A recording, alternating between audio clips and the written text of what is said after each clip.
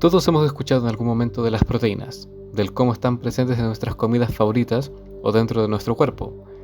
Muchas veces hemos escuchado estas cosas y nos quedamos allí, sin preguntarnos qué significan esas declaraciones. Este video tiene ese objetivo, no solo servir como un medio informativo, sino también para aclarar cualquier concepto erróneo que nos haya surgido a través de nuestra vida. Así que, ¿qué son las proteínas? ¿Para qué sirven? Para responder todas las preguntas relacionadas a las proteínas, debemos reducirnos a la primera y tal vez la más importante. ¿De qué está hecha una proteína? Las proteínas son biopolímeros, vida y unión de muchas moléculas. Estos biopolímeros son estructuras formadas por varios bloques constructivos, llamados aminoácidos. Los aminoácidos están formados por un carbono central, llamado carbono alfa, del cual sale un átomo de hidrógeno, un grupo amino, un grupo carboxilo y una secuencia secundaria, de la cual hablaremos en un momento. Estos aminoácidos se unen entre sí juntando el grupo amino de un aminoácido con el grupo carboxilo de otro aminoácido. Esto forma enlaces peptídicos, es decir, un enlace de CONH. Volviendo a los aminoácidos, antes mencionamos la llamada secuencia secundaria, o grupo R. Este grupo R es el encargado de darle identidad, función biológica y propiedades químicas al aminoácido. Actualmente se conocen 20 aminoácidos distintos, diferenciándose entre sí por su grupo R. Muchas veces estos grupos R interactúan entre sí, creando proteínas con formas distintas, o los dichos grupos R interactúan con otras moléculas, formando parte de procesos biológicos más complejos, como transportación, estructuración, etc. Actualmente existen dos maneras para nombrar proteínas, aunque son parecidas entre sí debido al protagonismo que toman los aminoácidos en ambos casos. La primera manera se la conoce como sistema de 3 letras. Esto gracias a que se ocupan las primeras 3 letras de los aminoácidos que lo conforman y se separan con guiones. Estos aminoácidos se ordenan de izquierda a derecha, empezando por el llamado aminoácido N-terminal, es decir, el aminoácido que está unido a otro, pero que tiene a su grupo amino libre, y termina por el aminoácido C-terminal, o sea, el aminoácido que está unido a otro, pero que tiene a su grupo carboxilo libre. La segunda manera se la conoce como sistema de una letra.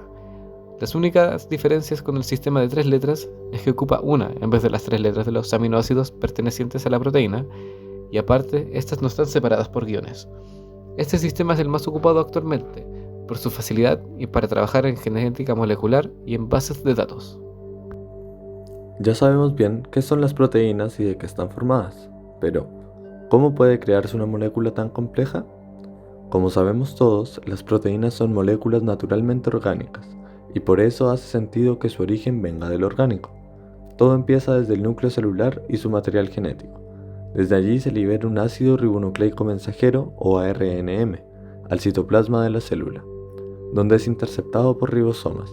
Los ribosomas son enzimas de naturaleza proteica que se encargan de traducir ese ARNM en aminoácidos con su respectiva cadena secundaria, que, como vimos anteriormente, se unen mediante enlaces peptídicos para formarse en proteínas específicas listas para ser usadas por la célula. Recién dijimos que las proteínas creadas por la célula son específicas, pero muchos se preguntarán qué significa eso.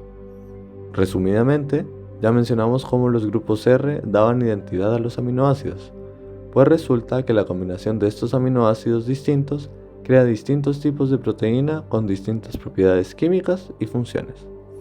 Por ejemplo, la solubilidad. Algunas proteínas son solubles en agua, mientras que otras no.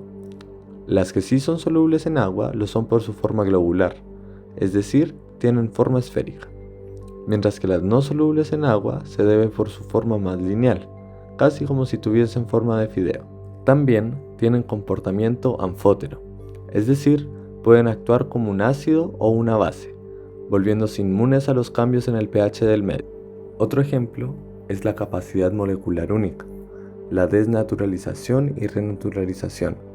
La desnaturalización consiste en un cambio en la viscosidad, color, textura y pérdida de las funciones biológicas, por ejemplo, la cocción de un huevo. La renaturalización, en cambio, consiste en la recuperación de las funciones biológicas, por ejemplo, formación del ADN de doble hélice a partir de proteínas. Toda esta variedad de propiedades implica una completa variedad de funciones que el humano ha sabido aprovechar para su favor, principalmente para la manipulación y el control de alimentos a nivel molecular. El humano aprovecha las proteínas para hacer más fácil la labor de producción y cuidado de diversos productos, pero los más importantes y comunes son los relacionados a la industria alimenticia y todos sus subramas. Para los humanos, su principal uso es cobre-enzima, usada para producir o acelerar diversos procesos químicos que tienen como partícipes a moléculas orgánicas. El humano le ha sacado provecho a estas enzimas, principalmente en la industria alimenticia, como el uso de la lactasa en la creación de lácteos o de las amilasas y pepsina en la industria cervecera. Pero ya obviando la participación humana, nos podemos enfocar en las aplicaciones más importantes que tienen las proteínas, su participación en los procesos celulares. Podría estar hablando infinitamente acerca del protagonismo que toman las proteínas en mantenernos con vida, pero solo me detendré en las dos que creo que son las más fáciles de entender, y tal vez las más mencionadas. Su uso en el transporte de sustancias hacia dentro o fuera de la célula, mediante puentes o canales. Como la membrana plasmática de la célula está incrustada por cientos de miles de proteínas distintas, todas sirven para dejar pasar moléculas importantes hacia la célula y asegurar el correcto funcionamiento de ella. Por último, esta función en la separación de las células mediante mitosis o meiosis. En dichos procesos interactúan muchas proteínas distintas, pero podemos destacar la función de las histonas, quienes proporcionan el apoyo estructural a los cromosomas y así asegurar una correcta separación y distribución del material genético en las células hijas. Ahora ya volviendo a las proteínas que consumimos en alimentos como carnes o legumbres, que son las proteínas más conocidas, nos podemos encontrar los beneficios a la salud que provocan su consumo, pero también los riesgos que causan su ingesta indiscriminada. Por ejemplo, unos buenos hábitos alimenticios en la relación a las proteínas proporcionan una ayuda en la creación de nuevas células y ayuda en la reparación de células ya dañadas. También impulsa el crecimiento de niños, niñas, adolescentes y el correcto funcionamiento de las estructuras biológicas durante el embarazo. Sin embargo, el exceso de proteínas activa el mecanismo biológico para deshacernos de este exceso. Dicho mecanismo termina degradando los aminoácidos pertenecientes a las células, aumentando la concentración de amonio en NH4+ en la sangre, elevando así el pH sanguíneo. Esto altera el metabolismo normal y pone en riesgo el hígado, los riñones y nuestros huesos en general. Ya terminando con los contenidos, me quería detener para volver a las preguntas del inicio. ¿Qué son las proteínas? ¿Para qué sirven?